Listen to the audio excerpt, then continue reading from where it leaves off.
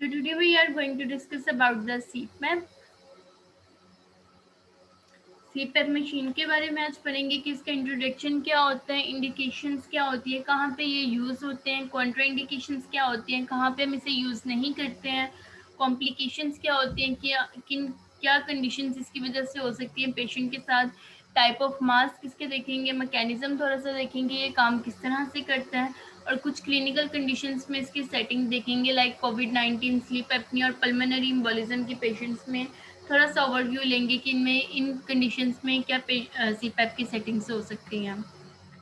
So CPAP CPAP stand for the continuous positive airway pressure. इसको हम constant positive airway pressure भी कहते हैं। बेसिकली ये हमारे पास non invasive positive pressure ventilation होती है। Non invasive positive pressure ventilation means हमें इसमें इन्वेजिवली कुछ नहीं करना पड़ता, लाइक ना तो हम ईटीटी पास करेंगे, ना हम ट्रिक्योस्टमी करेंगे, मतलब कि हम इन्वेजिव काम कोई नहीं करेंगे, सिर्फ नॉन इन्वेजिव होगा। नॉन इन्वेजिव का मीन हम कोई भी फेस मास्क के जरिए हम इसको अप्लाई कर सकते हैं।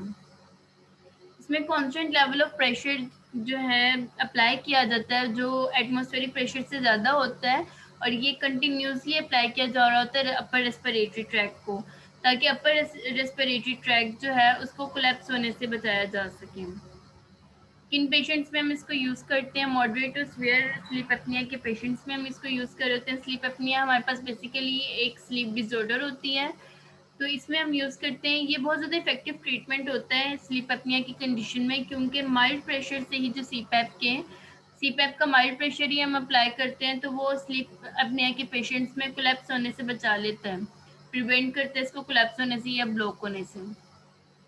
अपर एयरवे रेजिस्टेंस सिंड्रोम। अपर एयरवे रेजिस्टेंस सिंड्रोम भी हमारे पास एक स्लीप डिसऑर्डर ही है।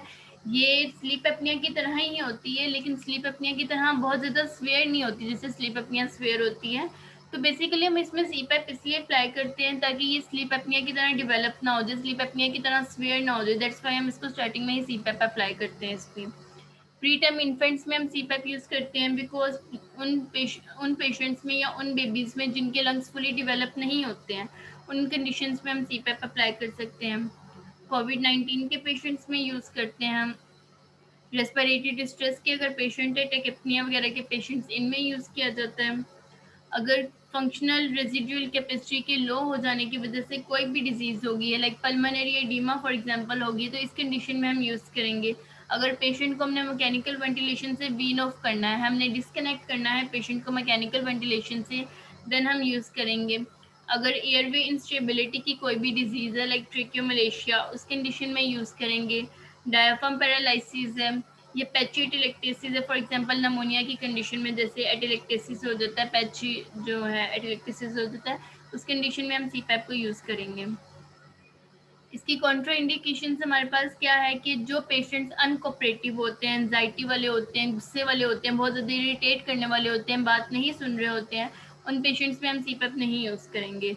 अगर पेशेंट ने अपना कॉन्शियस लेवल रिड्यूस कर लिया है, कॉन्शियस लेवल अगर उसका रिड्यूस होना शुरू हो गया, देन उस कंडीशन में भी हम सीपैप का यूज़ नहीं करेंगे। अगर पेशेंट अपना एयरवे प्रोटेक्ट नहीं कर सकता, फॉर एग्जांपल कोमा के पेशेंट्स जो हैं वो अपना कोमे में जो पेशेंट चले जाते हैं वो अपना एयरवे प्रोटेक्ट नहीं कर सकते, तो उस कंडीशन में भी हम सीपैप का यूज़ नहीं करेंगे।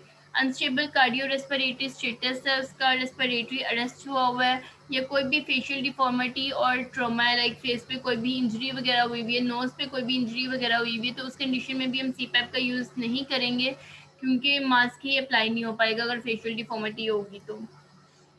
इसकी कॉम्प्लिकेशंस क्या हैं? इसकी कॉम्प्लिकेशन में कंजेशन हो सकती है, runny nose, dry mouth, nosebleed, mask की वजह से बहुत सी इरिटेशंस हो सकती हैं या रेडनेस हो सकती है स्किन पे, ये मास्क लीक प्रॉब्लम्स जो होती हैं।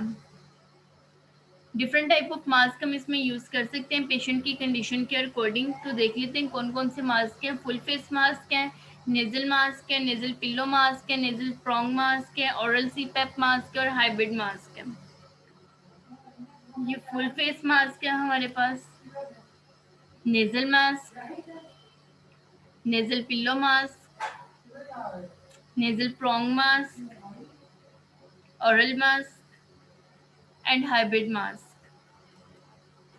इसका मैकेनिज्म देख लेते हैं तो ये किस तरह से क्या काम करते हैं। बेसिकली सीपैप जो है ना, एक मशीन का यूज़ करते हुए डिलीवर करती है फ्लो ऑफ एयर को एट अ कांस्टेंट प्रेशर। एक कांस्टेंट प्रेशर पे उसने एयर के फ्लो को डिलीवर करना था to the upper respiratory tract. CPAP machine possesses a motor, basically एक ऐसी मोटर पे कंसिस्ट होती है जो प्रेशराइज करता है रूम टेम्परेचर एयर को और डिलीवर कर देता है पेशेंट को थ्रू देयर होज और मास्क और ट्यूब जो भी उसने वो पहनी होती है। इसकी प्रेशर सेटिंग्स देख लेते हैं तो normally 4 centimetre of water to 20 centimetre of water CPAP setting हम लगाते हैं, यूज़ करते हैं। कोविड-19 के पेशेंट में क्या होता है कि अगर सीवियर कोविड-19 का पेशेंट है तो उसमें इनिशियल सीपैप सेटिंग जो है ना वो हम 10 सेंटीमीटर ऑफ वाटर करते हैं with 60% of oxygen FiO2। CPAP के पेशेंट्स में भी ये इफेक्टिव होती है अगर ये सील सिस्टम यूज़ किया जाए, लाइक टाइट फिटिंग मास्क हो या हुड वगैरह यूज़ किया जाए, तब ये बहुत ज़्यादा इफेक्टिव होती है। स्लीप एपनिया के पेशेंट में तो सीपैप यूज़ होता ही होता है। स्लीप एपनिया के पेशेंट में 6 टू 14 सेंटीमीटर ऑफ वाटर जो है हम यूज़ करते हैं। बेसिकली स्लीप एपनिया के जो पेशेंट्स होते हैं ना उनमें सीपैप की सेटिंग की जाती है according to the apnoea hypopnoea index. ये एपनिया हाइपोपनिया इंडेक्स हमारे पास एक लाइक पैरामीटर होता है जो मेजर करते हैं कि स्लीप एपनिया कितना स्वेयर है, मॉडरेट है, ये किस कंडीशन पे है। उस कंडीशन के अकॉर्डिंग फिर हम इसकी सेटिंग जो है ना 6 टू 14 सेंटीमीटर के दरमियान में सेट करते हैं। एक्यूट कार्डियोजेनिक पल्मोनरी एडिमा के पेशेंट में हम इसको यूज़ कर सकते हैं। ACPE की कंडीशन है ये। इसमें बेसिकली हमने ना लो प्रेशर से स्टार्ट करना होता है, लेकिन उसकी कंप्लाइंस को देखते हम इसको टाइट्रेट कर देते हैं, इसकी सेटिंग जो है ना चेंज कर देते हैं, लेकिन शुरू हम इसको लो प्रेशर से ही करते हैं। CPAP from 8 to 12 centimeter of water work best for the patient in the most clinical studies. Thank you.